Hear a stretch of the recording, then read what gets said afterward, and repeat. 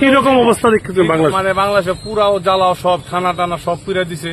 আমরা হিন্দুরা লেগে সমস্যা আমি আইএফএসি দেখেন, এরপরে মনে করেন মুসলিম হুজুররা এই সব থানা টানা মন্দিরও আগুন লাগাই দিছে।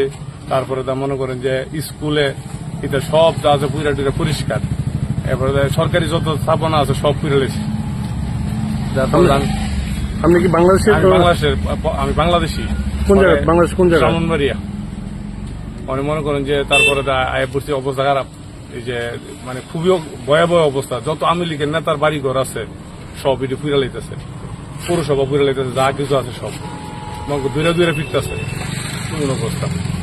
আর বঙ্গভবন তো পুরা লাইছে একদম, বঙ্গভবনের ভিতরে সব যা কিছু আছে সব লুট করে লেছে। শেখ হাসিনা সব পলায় গেছে বলে শুনলাম, যে কলকাতা বলে চলে আসছে। মানে হাসান আমি সেটা বলতে পারি না সঠিকটা।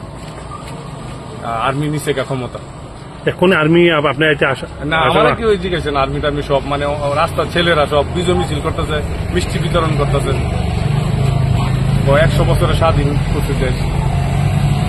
আমি কি অবস্থায় আছি, আমার কাপড় টাপড় ব্যাগে ফ্যামিলি আমার বাংলাদেশ, আমার শুরু পাইতে নারায়ণপুর। আমি গাইলাম আর কি 4-5 দিন পরে আবার যাবো আর একটু ঠান্ডা হয়ে।